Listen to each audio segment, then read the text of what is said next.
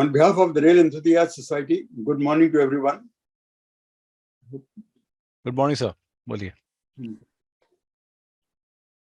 Our speaker today, Vikas Singh, certainly does not need any introduction.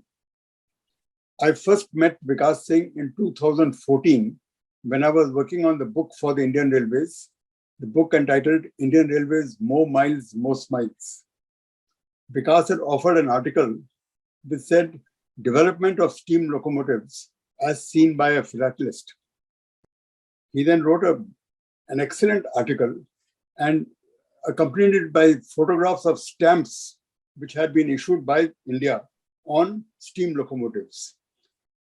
After having spent about 40-50 years with the Indian Railways, I was quite surprised to find that there are so many stamps available with steam locomotives on them. It shows the kind of diligence that Vikas had in collecting these stamps and converting them into a story. Not only that, wherever an actual steam loco was still there, which was depicted on the stamp, he gave you a photograph of the stamp and a photograph of the actual locomotive. But this is only a very small part of Vikas. Apart from being a philatelist, he is almost everything you can think of. Even things that we don't consider like tea tasting. He's a tea taster. He has the tinted comics in about 130 languages. How many languages, Vikas? Yeah, 132. 130 languages. And he's come on the Limca Book of Records. I mean, if I start telling you what he has done, probably the entire hour that we have today will be over. All I will do is I will pass on to Vikas to give us the second part of his talk on the Kalka Shimla Railway. Over to you, Vikas. Thank you, sir, for a rocking, I would say, introduction. I hope I am clear to all of you. Okay? Yeah, at least I can hear you. Yeah, okay. Now, this is my second part of the presentation. The first part, we basically talked about the entire journey right from Kalka to Shimla. In this second part, I'm going to talk about the special features that make this a World Heritage Railway. And all the text has been borrowed completely from the UNESCO inscription for the site and the accompanying documents. The photographs are mine. So what I have done is I will try to give you a brief overview, and at the end of the presentation, you will have a understanding on why this most well-maintained hill railway deserved to be and has rightly become a World Heritage Railway. Yeah. So the first part was on the incredible journey of the Kalka Shimla Railway. The second part we're going to talk about on which today is why it's a World Heritage Railway. We'll begin with understanding the journey to becoming a World Heritage Railway. Now, KSR was included in the tentative list on 23rd December 2004. The data was received by the World Heritage Center on 25th January 2007. This was basically a proposal for a serial extension of the mountain railways of India, which at that time consisted of the DHR, which was inscribed on the World Heritage list in 1999, and the Nilgiri Mountain Railway, which was inscribed in 2005. So this was a proposal from the Ministry of Railways for a serial extension into the two existing heritage mountain railways of India.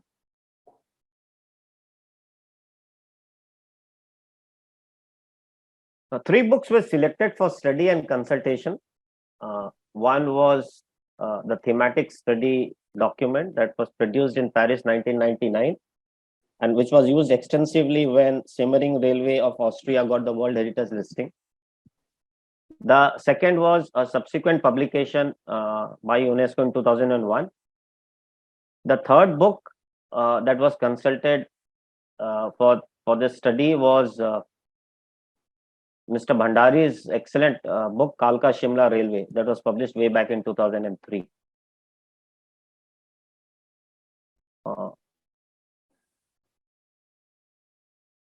The technical evaluation mission visited the site between 11 to 16 September 2007.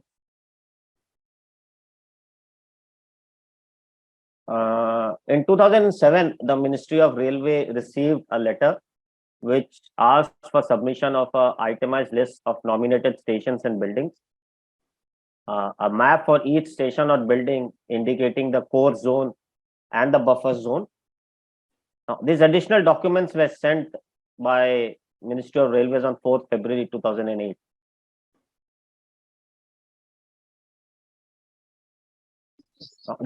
This report was approved on 11th March 2008.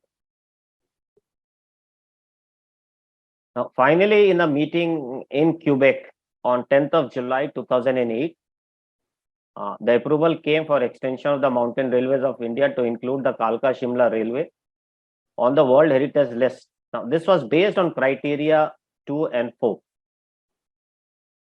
This is the plaque at the Shimla station about the World Heritage listing. This was the criteria 2, because of which Kalka Shimla Railway got in the Mountain Railways of India as a World Heritage Railway. Basically talking about the cultural and technology transfer in the colonial setting. And a very important criteria was that this railway, which enabled significant development of the hill area, is in continuous operation even today.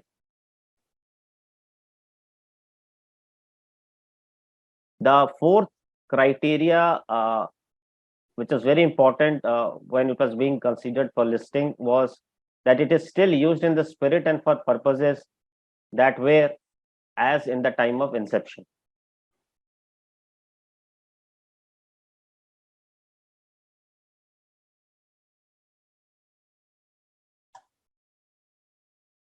This is the UNESCO World Heritage inscription, the statement of outstanding universal value.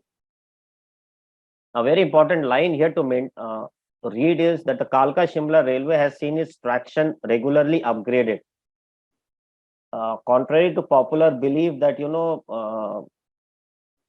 the heritage railway has to maintain its traction, Kalka Shimla Railway went from steam to diesel.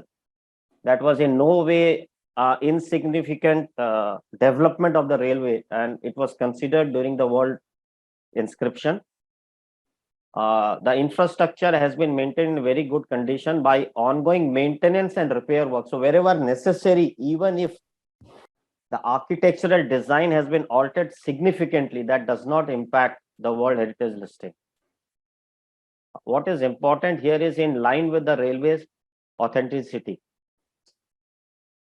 So changes are accepted. I mean, the important point here to note is that changes are accepted as long as they are able to maintain the integrity and the authenticity of the railways.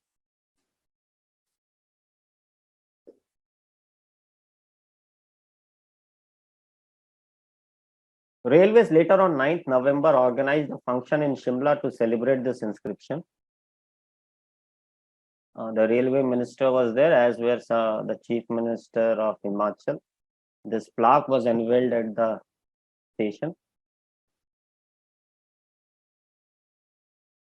A ceremonial run, not on steam but on diesel, was organized from Shimla to the Kathleghat railway station. This is the decorated coaches. You can see two different liveries were used. Now this blue livery is no more in use now on the line. This was the exhibition that put up at the Kathleghat railway station.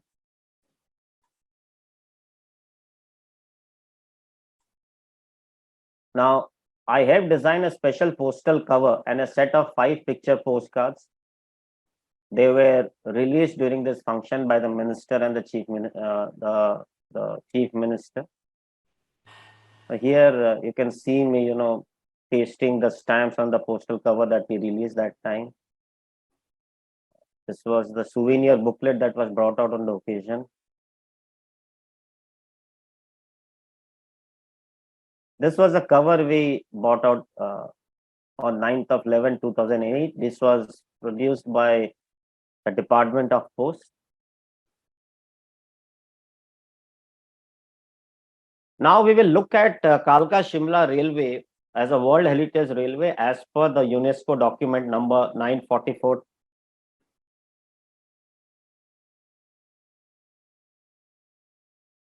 This basically talks about the entire 96.6 kilometer line, and then how it passes through 3 different states of the country.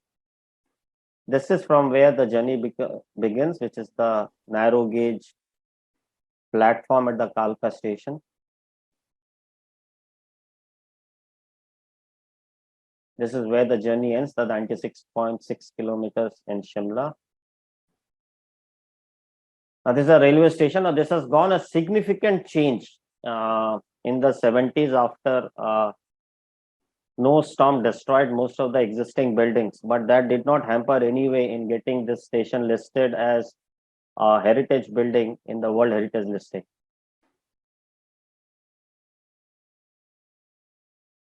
This is the 96-kilometer marker. The line does extend half a kilometer beyond that, but trains do not run anymore beyond this mark. This is where the line ends. This is now disused, and this is where the Shimla goods station used to be there. Now, this is now a part of the Bhalku Rail Museum. Now, if you go beyond the museum is where you see this line ending. This is the KC 520, the steam engine that has been restored and is now once in a while available for charters. Now, 3 rail motor cars still work on the line. This is a rail motor car 1. This is a rail motor car 3. And this is a rail motor car 4. Now, all the rail motor cars have undergone significant changes. They hardly resemble the original rail motor cars anymore. I'll quickly take you through the diesel locomotives that have worked on the line over the years. Now, these pictures have been taken over a period of 18 years. So, some of them are still working, some are not, and you can see the different liveries that were used on this line. So, this is ZDM3 147. This is 148.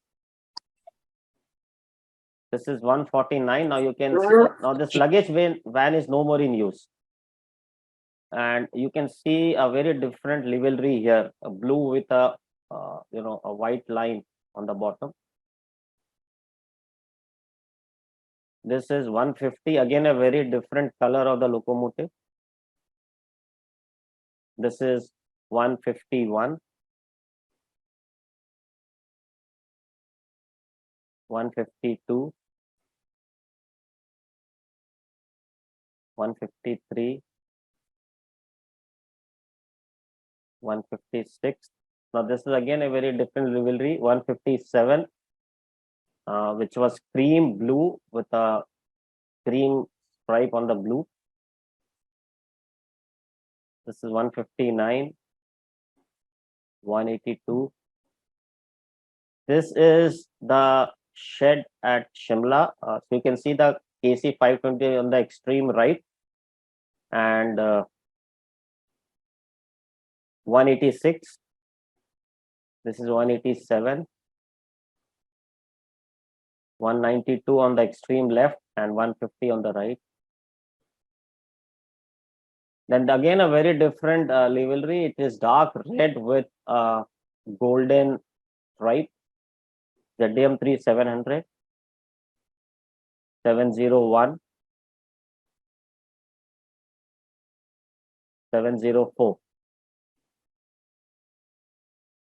This is 705. This is again a very different color. So they have been experimenting with a lot of colors on this line. This is 706, 707, 708 on the right, and 705 on the left. 718.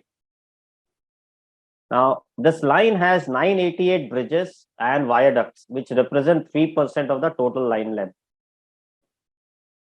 Now, some of them look like Roman aqueducts, and there are 74 of the such bridges on the line. This is one of the famous bridge, which is bridge number 226. This is the highest bridge on the line.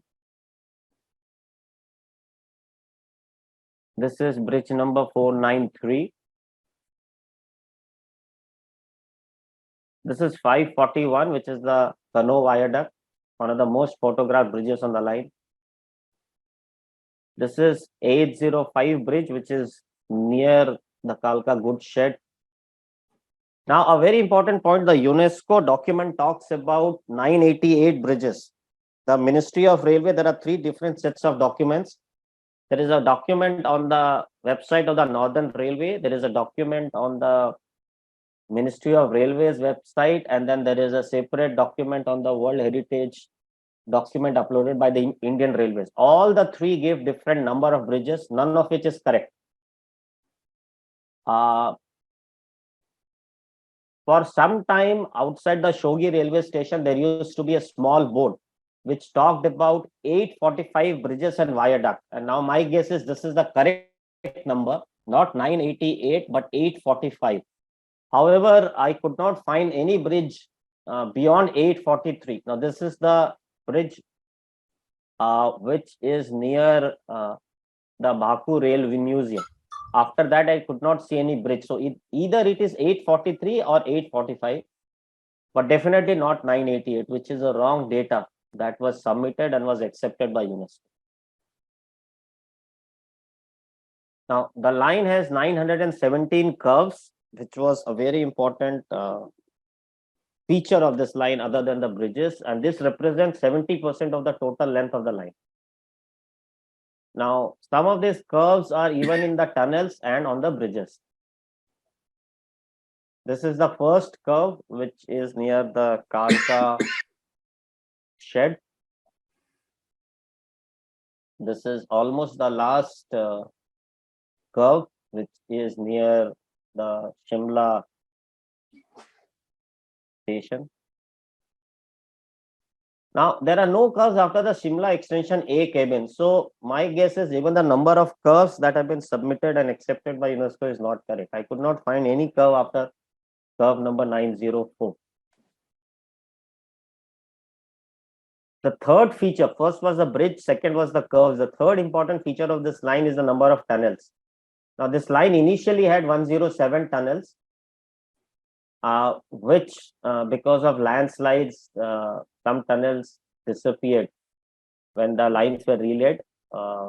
Today, the number of tunnels is 102, and this represents 8% of the total line's length. Now, inside some of the tunnels are masonry retaining walls. So, this is the first tunnel right after nearing the Taksal railway station. Now, I'll quickly take you through some pictures of some of the tunnels. This is the second tunnel. This is the third tunnel. This is the fourth, sixth. This is the seventh. This is the eighth. This is the second longest tunnel on the line, the tunnel number 10, which is the tunnel near the Koti railway station. This is the second longest tunnel after the Baroque tunnel, which is the longest on the line. This is 11. This is 14. This is 16, 18, 26. This is 31. This is the longest tunnel on the line, tunnel number 33. Now, there were a lot of discussions on some forum a few months back now. This is the longest narrow gauge tunnel in the world. What you see on the Wikipedia as the longest narrow gauge tunnel actually is a meter gauge tunnel. So this is the longest narrow gauge tunnel anywhere in the world. This is the Baroque tunnel, tunnel number 33. This is tunnel number 52. This is 53 and 54 in quick succession. This is tunnel 92. Now, over the years, illegal encroachment of the line has happened, and this is what is now a common feature on the line. Complete encroachment, and you have buildings coming up right on the tunnel itself. This is the second last tunnel, which is 101, after which you come to the 102 tunnel, which is the Inverum tunnel. Now, from the listing, UNESCO divides this line into 3 parts.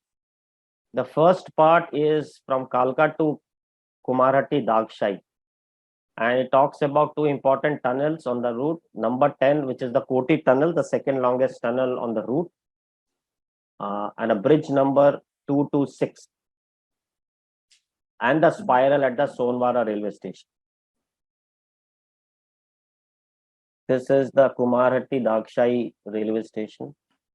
Now, for a long time, most stations on the route were painted in a blue color, which looked very, very nice. But just during COVID and after that, railways has started painting them again in the regulation dark brown color, which actually is very grotesque.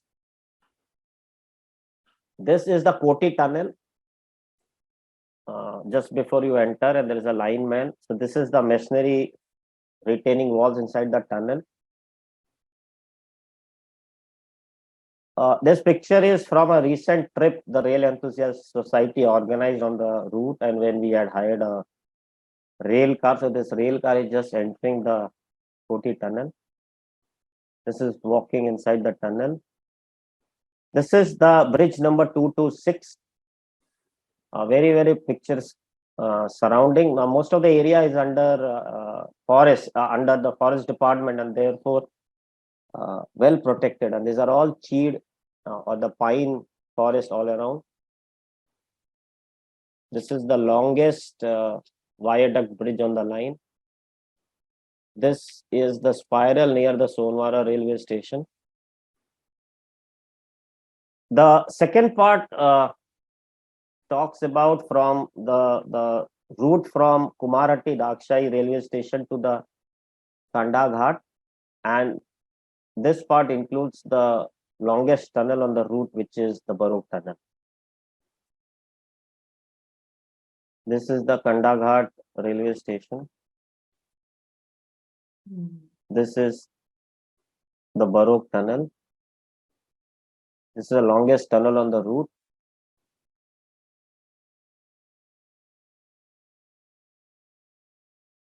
The third part that the document talks about includes 2 significant tunnels, which is the Taradavi tunnel, which is number 91, and the tunnel number 103, which is Inverum tunnel. And it talks about 2 bridges, both of which are Roman viaduct bridges. This is the bridge number 493.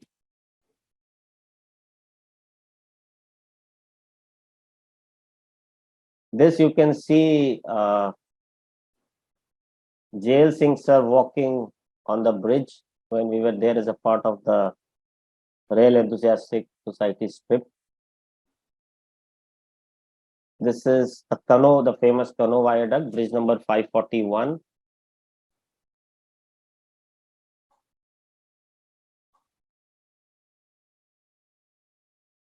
Now, in the World Heritage listing, there are 21 railway stations and 3 buildings. So the railway bungalow at Kalka, the railway bungalow at Salogra, the 2 railway bungalows in Shimla, they all are part of the World Heritage listing. So this is the Taksal railway station. Now, interestingly, this station has been named Taksal because this is where during late Mughal times, there used to be a mint here. If you study the coinage of India, it was with the Mughals that we started minting the name of the mint on the coins. Before that, there is no information or where the coin was minted. And during the late Mughal times, a mint was here, and mint in Hindi is called Taksal. So this is the place where a mint was located, and therefore the station is named Taksar. You can see two different liveries here. One is red with a golden stripe, and then there is a cream and blue with a cream stripe. The second livery is no more on the line. It's all now red. This is the Koti railway station. This is the Jabli. Now you can see this used to be all blue, pristine. I mean, that looks to really good. Now the railways have started repainting them in regulation brown color. This is a Sonwara railway station, the Dharampur, Himachal.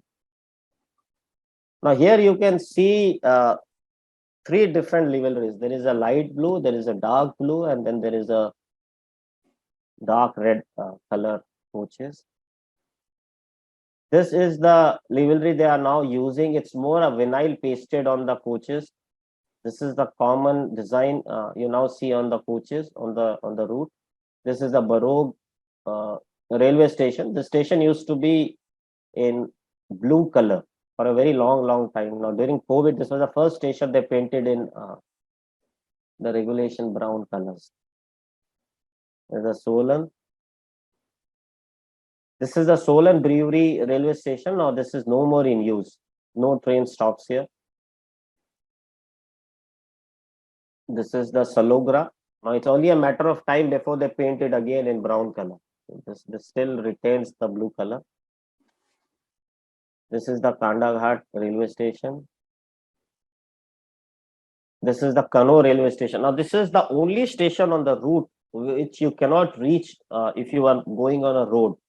This station can only be accessed if you are traveling on the train, because no roads reach this station. This is the Kathri Ghat.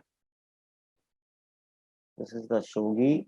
Now ZDM 157 is plinth at this station. In the extreme left, you can see a ZDM locomotive plinth there. This is the Tara Devi railway station. The station is named after the famous temple of Tara Devi, which is located close by. This is the Jutog railway station. This is the Summer Hill railway station. Now, during the time of the British Raj, the Viceroy Special used to stop at this station. And the Viceroy used to go from here all the way to the Visceral Lodge, which is now the Indian Institute of Advanced Studies. So the the train would not go beyond this station, and this station was exclusively for use by the Viceroy. This is the rest house at Salogra. Now, this rest house is part of the World Heritage listing. This is the rest house. Now, of all the buildings that are there, which are part of the UNESCO listing, only the built ensemble of the Shimla station is described. Now, though the station was built originally in 1903 and it was rebuilt in 1921 and then again in 1944, it resembles very little of the original station, but that it did not in any way hamper when the team inspected and considered this station to be included as a part of the buildings to be considered for the World Heritage List. This is a bench of the KSR. This is the Shimla railway station. This is the building. This is station.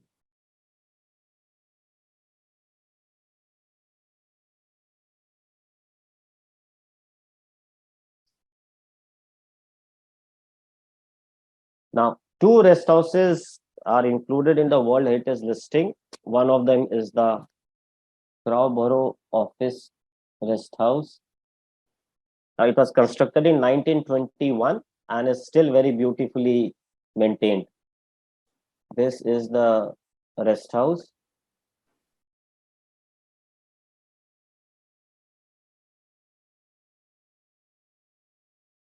Now, old fixtures still survive in the rest house. So Railways has done an excellent job in preserving them.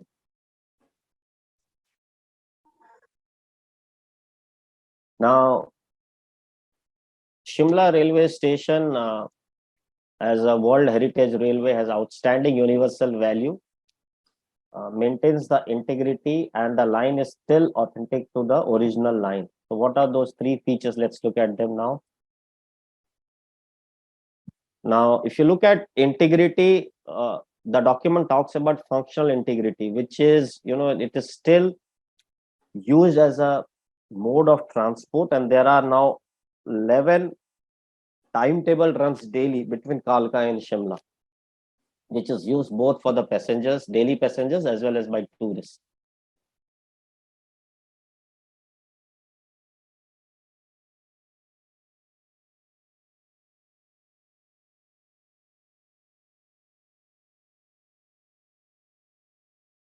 You can see now here, you can see very two different livery on the, if you look at the second coach, it's got a very different livery, and then there are different liveries of the coaches after that.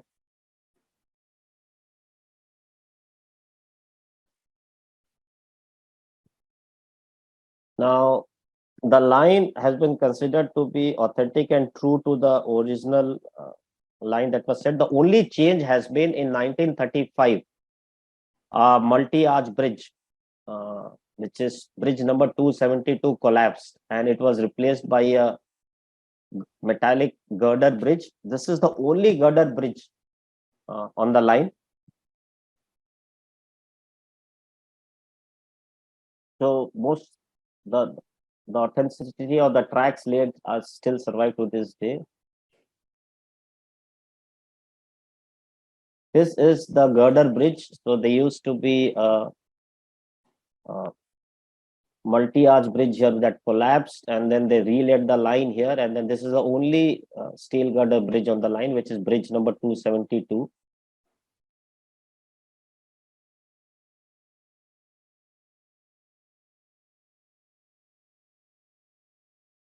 Now, this is a very important point which is talked about in the document. The reason Shimla station, even though it has been rebuilt, extended, modernized, changes incorporated in the original design, has been considered to be a part of the entire buildings listed in the World Heritage listing, it's because of its continuous use for over more than 100 years. Usage, and therefore the repair work and the changes done to adapt to the changing traffic levels were considered.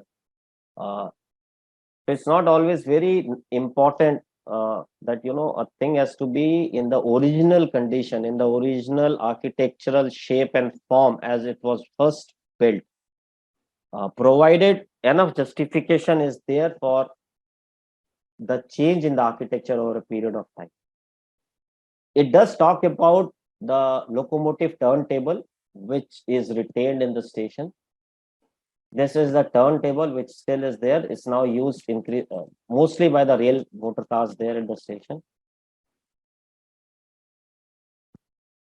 Now, in the listing, it talks about rolling stock that is old and has heritage value.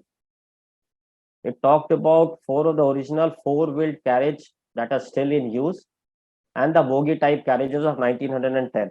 Now, the bogies have been used over time as for the new coaches that have been built, but the bogies have been retained. The signaling system is the same as what was used in 1903. One of the original steam locomotives, the document talks about KC 520, which was restored in 2001 and is now used as tourist specials. Now we will see the different coaches that exist on the line. This is a 1989 built first class deluxe chair car. You see a very different livery here. KSR mentioned on the coach, and a cream and a light red color with a cream stripe. This is a 1990 built CT first class deluxe chair car. Got an AC fitted later, you can see at the back. This coach was again 1990 built. This is a CZ class coach.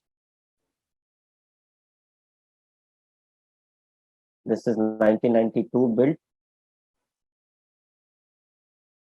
This is 1998 built. This is a 2009 built deluxe first class chair car. This is a general sitting coach, 2009 built. This again is a very different livery. Now instead of KSR and a slope, you find the monogram of Indian Railways there, and the line becomes straight. This is a general sitting coach. This is also general sitting coach. This is 2000 recent build, 2012 build general sitting coach. This again is a very different design, built in 2012. This is 2013 built FCZLR class deluxe first class chair car. This is a general sitting coach. Now, some coaches were modified at the Kalka workshop. So this is a Jharoka coach, similar to the Nilgiri Mountain Railway coach. So you can book the entire coach, and you can stand in the Jharoka part of the coach and enjoy the journey as you go uphill. Now, these are 2003. Currently, these are one of the oldest coaches that are available. This is available for charter. This is CT12 and CT13. Both are interconnected, so you need to book both the coaches, and they can be attached to any regular working. This is the inside and of the coach.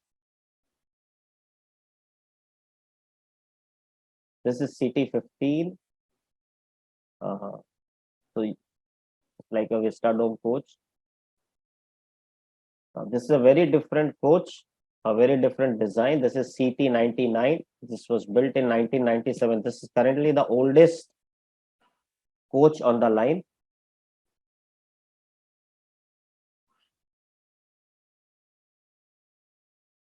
This is the Shivalik Queen. Now you can, this is available for charter and for private booking.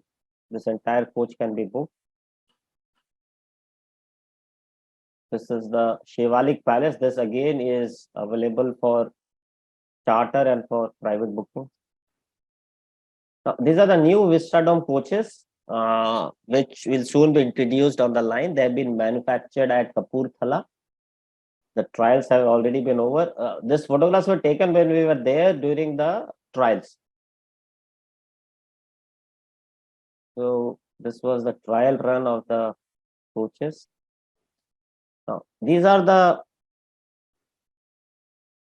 oldest on the line. This is a medical van that was built in 1900. This is goods wagon, 1910 built. Now it is used for carrying ballast on the line. This is a accident relief wagon, 1911. This is a generator van, 1923 built. This is a 2001 built luggage van, now seldom used. Now, this is a comparative analysis where it talks about on international terms. The document says that Kalka Shimla Railway is unique because other contemporary narrow gauge addition mountain lines are much shorter. It says they are roughly 10 kilometers long, while this line is 100 kilometers long with a total level difference of around 1500 meters.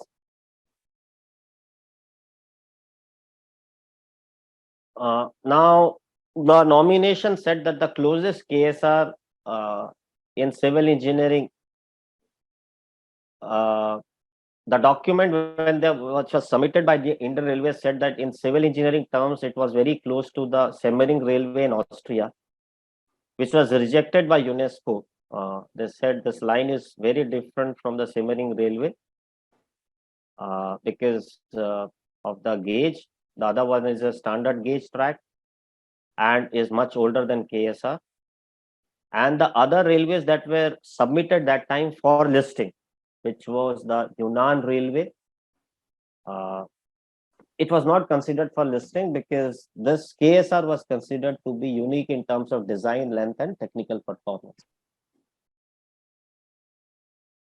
This is the wagon workshop, and you see a very different livery here.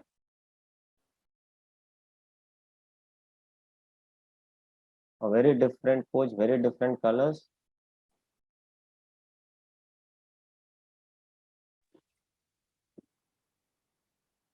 Now you don't see this coach anymore on the line. This is the RMS come general sitting coach.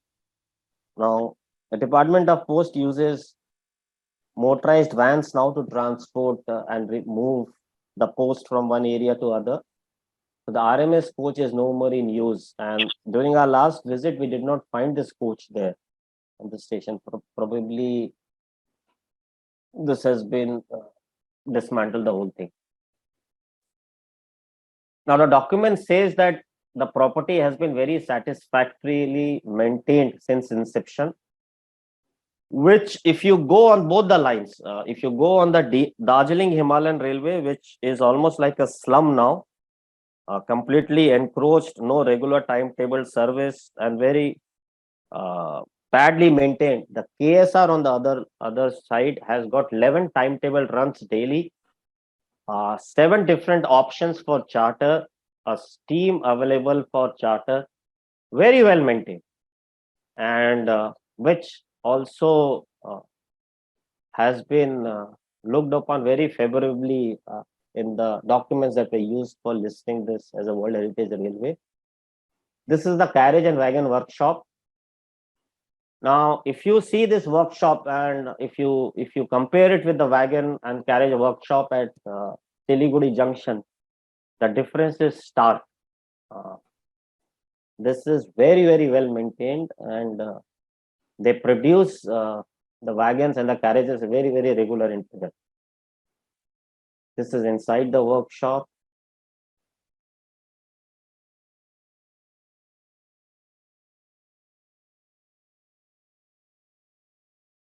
This is the carriage repair workshop.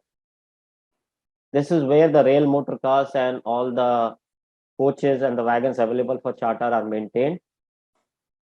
If you look carefully on the left between the yellow pillars, you can see a coach from the Kangra Valley Railway that has recently come there to be refurbished.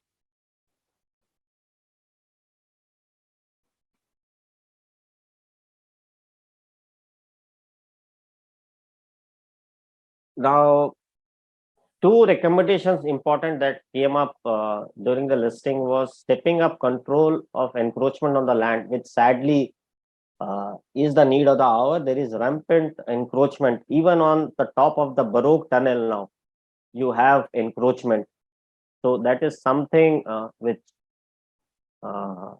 if not controlled can make this place a slum as similar to the Darjeeling Himalayan Railway. And the second recommendation was how to teach and how to sensitize the visitors to the railway about the heritage value of this railway. The second part Railways has done. There is now a Baba Bhalku Railway Museum, which on the top is the bus stand and below is the museum. These are some of the items from the museum. These are bone china serving bowls from the Northwestern Railway era, when Kalka Shimla Railway used to be part of the Northwestern Railway. These are hand painted bone china crockery.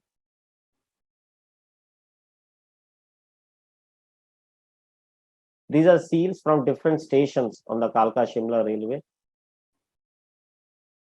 This is East Pakistan Railway bench when it was a part of the EPR. This is the Northwestern Railway when Kalka Shimla Railway was part of the Northwestern Railway. That bench survives at the museum. Now, this is the World Heritage Convention when they listed KSR as the Mountain Railways of India. and it was added to the already two sites which were there, the Darjeeling Himalayan Railway and the Nilgiri Mountain Railway.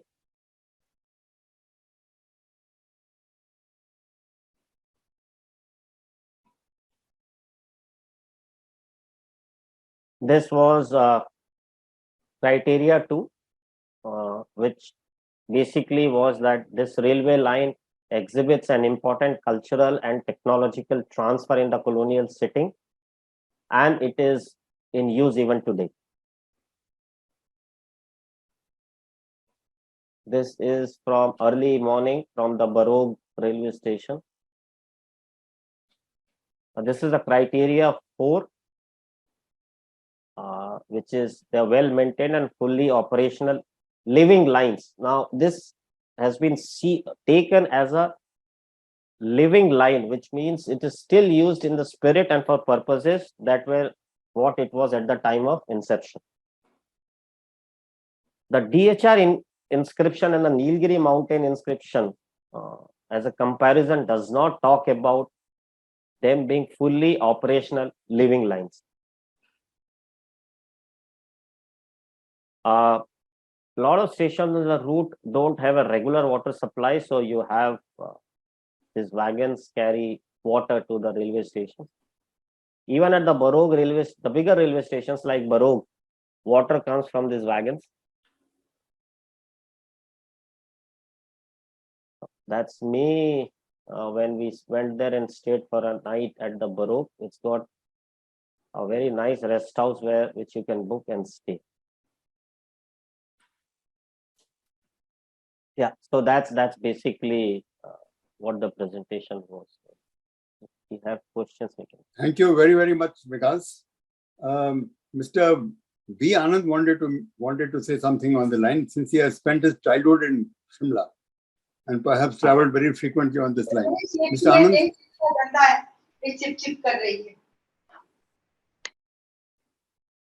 Mr. Anand, over to you. Yeah. Oh, thank you, Jay. Thank you, Vikas. That was a wonderful presentation. Thank you, sir. Obviously documented and a treat. I really enjoyed it.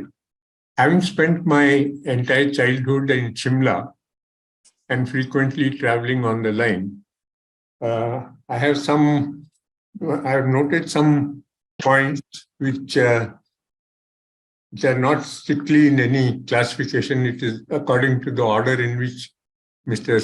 Vikas read out his presentation. There's a very good chapter about this railway in E.S.A. Bridges' book, Couplings to the Khyber. So that book is no longer in print. There is one copy available with the library in Pune and one with the British Council. Secondly, somebody asked about the changes in signals. As far as I know, it's the good old two-aspect lower quadrant semaphore signaling which is still being used. I don't think any major changes. Probably electrical lighting may have been introduced, but other than that, I don't think there was any. Now, first thing about the number of bridges, I'm afraid this is because of railways policy or their directive. Otherwise, till 1969, there was a document called The History of the Indian Railways, where every landmark, every kilometer, every addition, every dismantling, every new construction was meticulously documented. I mean, it was history meant it was not in terms of chronological history, but it was a record, authentic, absolutely perfect record. Okay. So after 1969, this process was stopped.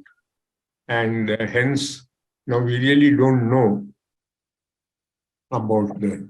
Regarding turntables, as far as I know, the turntables were used only for the rail car, but I stand corrected. There's one turntable at Kano railway station.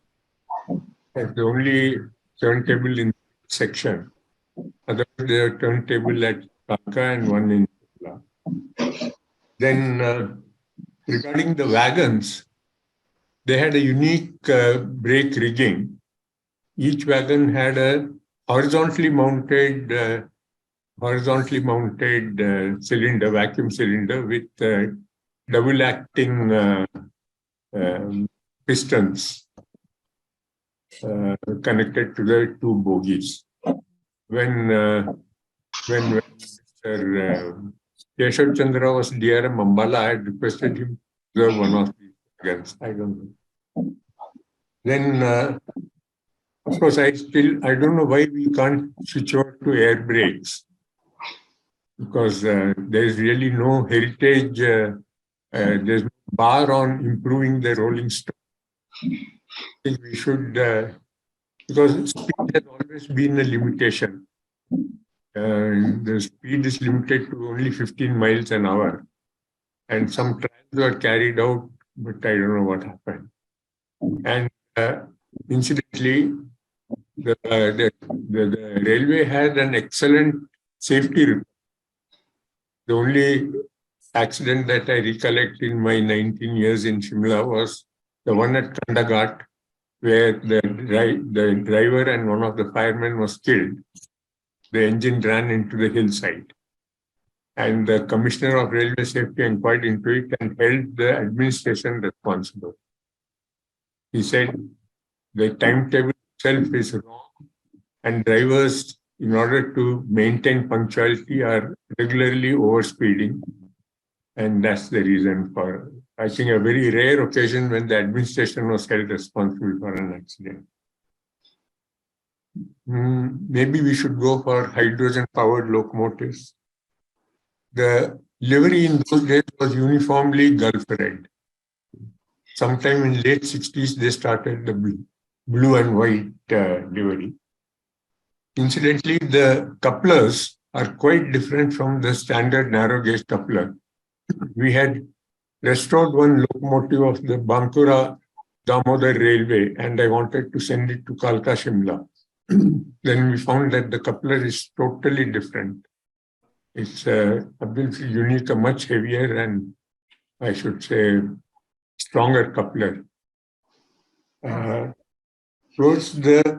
Just before independence, the Moghalpura workshop had started designing a snow plow, because once in a while the snow used to hold up the trains, and in 1944 the entire goods shed, the goods shed roof was used as a storage for mainly potatoes and apples and stuff like that.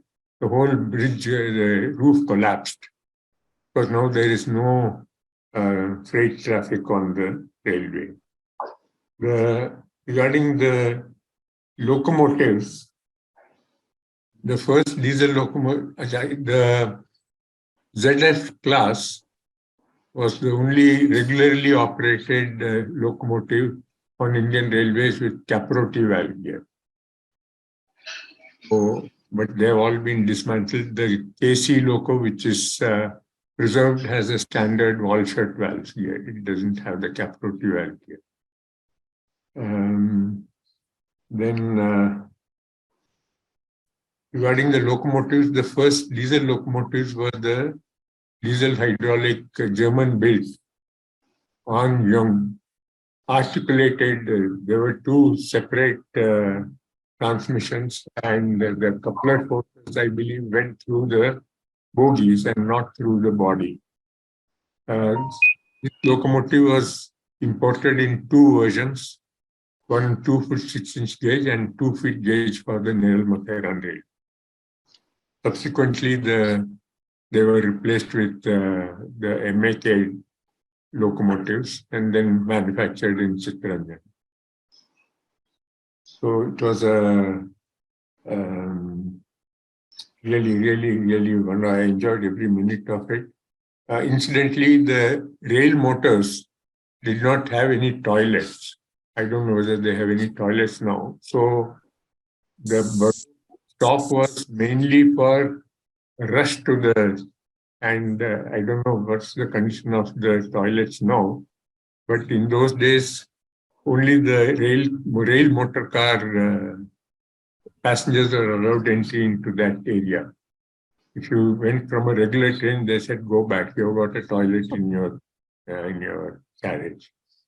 So old style, beautiful porcelain fittings and stuff like that of great heritage value. Incidentally, the EPR is East Punjab Railway. Oh, sorry, yeah, East Punjab. You see, the administration passed hands from Northwestern to KSR. There was a separate railway called the Kalka Shimla Railway, and then it went to the East Punjab Railway before finally joining Northern Railway. So, thanks for your patient listening and my mindless rambling. But I decided to join the railways when I saw the wagons being coupled together. I thought my ambition was to become a pointsman so that I could couple the wagons together. Later on, I became more ambitious and wanted to become an engine driver with all those gleaming brass fittings and the locomotive driver standing in his blue resplendent livery in all this glory. And our favorite pastime was to run down the ramp to the station, and there was a huge weighing machine. So we all jump on the machine to see how far the could go. And then we were told by the locomotive driver, you do this once more, I'll shove you into the firebox. Thank you,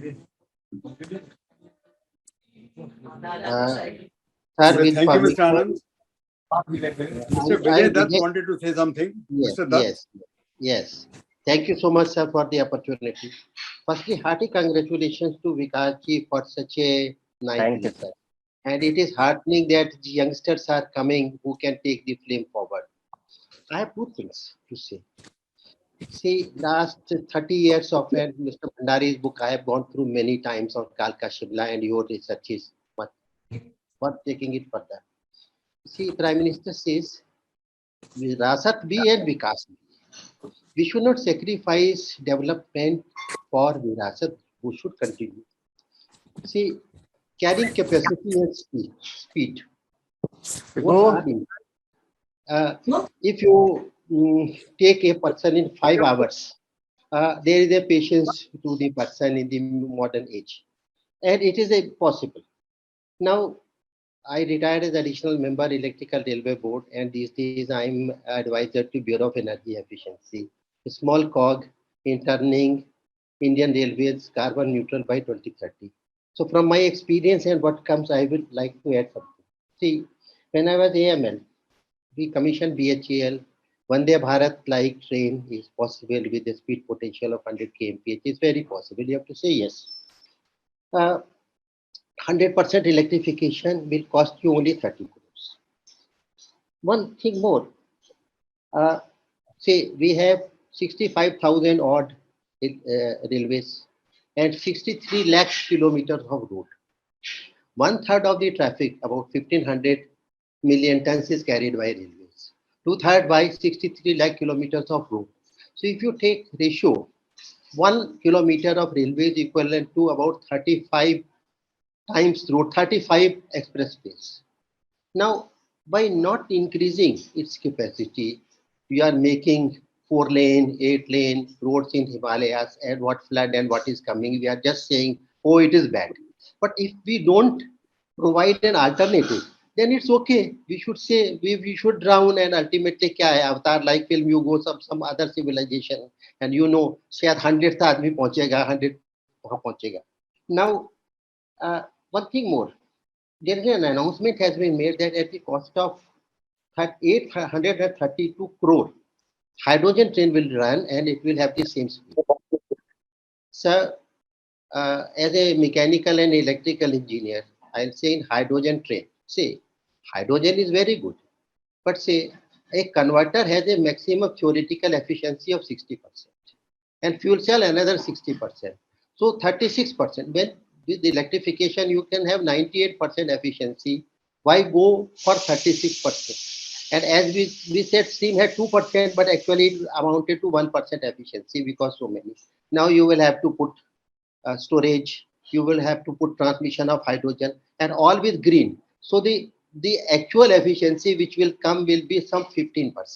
So a green for the cause of green should not be done. You have green steel, hydrogen is required, but for transportation sector, it is no match for electrification. So Germany have got no sun, Sweden has got no sun. तो उनको तो ठीक है hydrogen train बना के उनको भेज दीजिए, but in India running a hydrogen train which is 4 times inefficient than electrification, I think this is not the answer.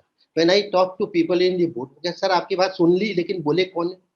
तो मैं तो इस फोरम में बोल सकता हूँ. Now, sir, with the Vande Bharat like train EMU 1 in 25 grade, it's a Neopara Kolkata. It is functioning for last 35 years. So 1 in 25 grade, I have great votary. We should have a train a system from Sachin to Leh with 125 grade and all thing and fully carbon neutral, electrified, supplied by the micro hydel, solar and wind. It is possible because you consume only 1/6 of energy compared to road. And then we will be making real contribution. My assessment is that we carry about 1,500 million tons now. If we want to make any change, it should have been 3,000 million tons. We have been, right from my service, I joined in 74, we have been saying, हम बनाए अपना ratio अपना contribution which was 80% at the time of independence, इसको बढ़ाएंगे. सिर्फ एक बार लालू प्रसाद यादव जी ने कहा मेरा थोड़ा सा coefficient बढ़ गया, otherwise it is declining. Now it is 27% in freight, 10% in passenger, you know, which used to be 80% at time. तो कहने का मतलब ये है कि साहब विरासत तो रखिए, लेकिन और विरासत में सब रखिए. एंड डीजल तो विरासत नहीं है सर, फिर तो आप स्टीम ही चलाइए या आप हाइड्रोजन भी चलाएंगे तो उसमें carrying capacity electrified. I have served many times. इसमें कुछ करना नहीं, सारी क्लियरेंसेस अवेलेबल है, सिर्फ तार खींच देनी है. हमने एक परमाणु में सबस्टेशन भी बना दिया, उसकी भी जरूरत नहीं. 30 किलोमीटर लगेगा, उसमें वंदे भारत टाइप ट्रेन चलाइए और आप 45 मिनट में पहुंच जा दीजिए कालका से Shimla. People will really honour it and it will be carbon neutral and best gift to the Himalayas. And अगर ये कर लेंगे तो then we can go to apple valley, we can go from Siachen to Leh. So, and we will really contributing to saving nature and climate in India and some contribution to the world in becoming carbon neutral. So this is all I want to say. I am sorry to have disturbed the thing, but this I say in every forum, and since I joined 74, I have been saying. पर सब कहते हैं हाँ भाई ठीक है छोड़ दो, ठीक है छोड़ दो भाई. लेकिन हम आज भी कहेंगे, आप कहेंगे ठीक है छोड़ दो. लेकिन आपके जैसे यंगस्टर जो इतनी रिसर्च कर रहे हैं, जो मेरी बात को अगर सीरियसली लेके आगे बढ़ाएंगे तो. और यूनेस्को क्या है, यूनेस्को बॉडी है. Now India is much bigger than UNESCO. हमें इनसे बात करने की जरूरत नहीं. और कहेंगे अब इलेक्ट्रिफिकेशन पे सर्टिफिकेट है तो वापस ले लो भाई, बहुत सारे सर्टिफिकेट हमारे पास है, लेकिन वो नहीं ले सकते क्योंकि विरासत का मतलब है architecture should be same, lamp should be same, चाहे उसमें एलईडी लगा दीजिए. But and diesel should not go. Diesel was not there when it was introduced. This is a not in conformity. Check कर दीजिए. अगर आप ये काम करेंगे तो आप विरासत भी रखेंगे, विकास भी रखेंगे. Thank you for listening me patiently. Thank you so much. God bless you. Thank you, Mr. Dutt. I Mr. will, Walker sir, Miller. with your permission, I'll just quickly take Warren Miller's question. Yeah, I was going to ask you about Warren Miller's question. Yeah, so Warren, you are bang on. See, this entire thing is fiction. There was never any Colonel Barrow. There was never any issue of a ₹1 fine. There is no document. See, anybody who would have died and was a British army officer that point in time would have been buried in Darkshire. The army cantonment is there and the army cemetery is there. Secondly, I have never seen the other side of the tunnel. So thrice I have trekked to that area. You can see one side of the tunnel. You cannot see the other side. So there was never any question of misalignment because there has to be two ends for it to be misaligned. Third, there is no grave that exists in that entire area. Even when the UNESCO team was there, they did an exhaustive survey. So this whole, this is an urban myth that has been propagated. I think some journalist wrote about Colonel Barrow and then that just got propagated because there is absolutely nothing which shows. And even if you go inside the tunnel, the height is very less. It's used to store water by the territorial army now. So the height is very less if you compare it with the existing Baroque tunnel. So it was definitely a tunnel that was dug for maybe storing of water only, even that point in time also. But it is definitely not a railway tunnel. I think that answers the question. Thank you. Yeah. Vikas, Apurva here. The Yeah. question is of the new generation diesel locos. They continue to be called the DM4s, but actually they are completely different. They have a different power plant. The prime mover is Cummins. They have a much more HP. The frame is different. Double cab. Yes. They have so many, but they could have called it as the DM6 or something like that. Yeah, I don't know why they yeah, I agree with you. They're very, very different, but they They're very continue to different. use the ZDM3 only. I don't know why. Yeah. But I'm not But See, have they- the earlier system of naming locomotives was quite different. Like, for example, if you look at diesels, we had the WTM1, which was one type of alcohol locomotive. The WTM 2 and 3, WTM3, for example, was a German locomotive. WTM2 was an alcohol locomotive. WTM4 was a General Motors locomotive. They had nothing to do with horsepower. They only were model numbers. Correct. But That now is the we way are it should be. naming them. Now we are numbering at least our BG locomotives based on the horsepower of the locomotive. Like WTM3 means that it's 3,000 to 4,000 horsepower. WTM4 means that it's 4,000 to 5,000 horsepower. WTM12 means it is 12,000 horsepower. There's no WTM12, there's WAM12. It is a 12,000 horsepower locomotive. So we have changed our system of numbering, but on the narrow gauge, we have retained the old system. So 3 and 4 and 5 are only model numbers. Right, but my point is that the Parel-made locos are completely different. They've got nothing to do with the DM4, the regular ZDM4. I mean, including the prime mover is now Cummins, has got more HP, etc. We should at least call them WTM4As or something. Yeah, okay. Yeah. But have they changed? Have they achieved better reliability? I'm not aware of this. Yeah, because of the double cab, the new locos, have they changed the reliability ratio to over the older locomotives? Are you aware, Vikas? Not aware. no. Okay.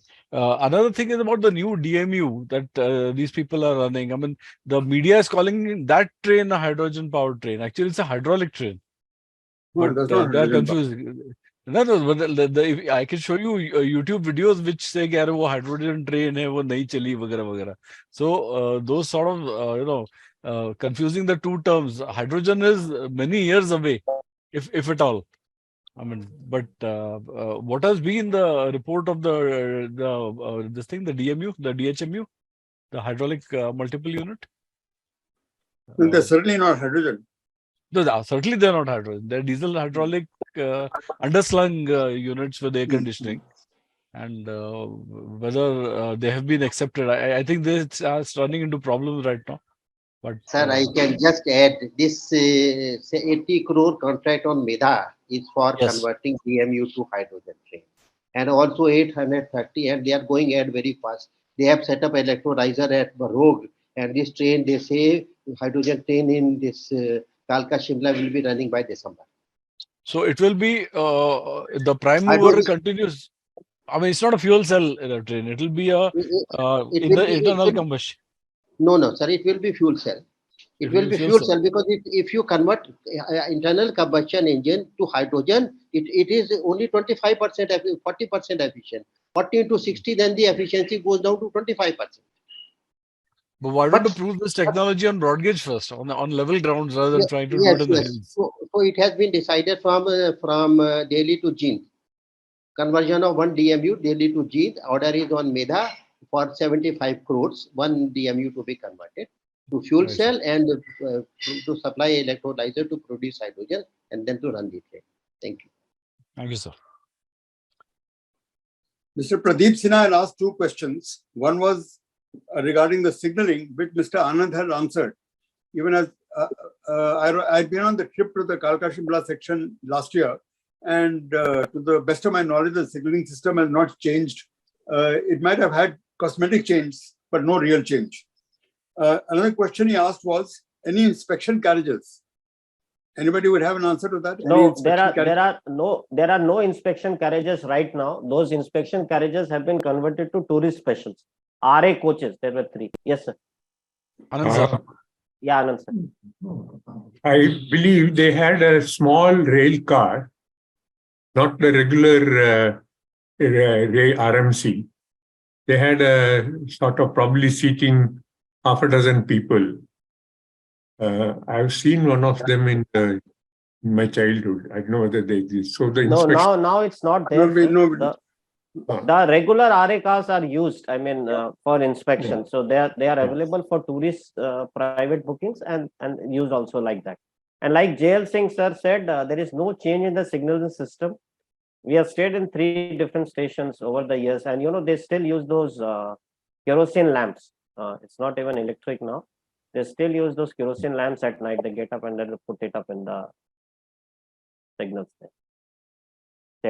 Similarly, the points are also changed through rods and not there are no point changing machines as you have on broad gauge. So there are no trains in the night, right? No, there are. There is train at night also. So the signal has to be maintained. It's a very beautifully maintained hill railway. I mean, the best you can see in India. You have at night also trains run.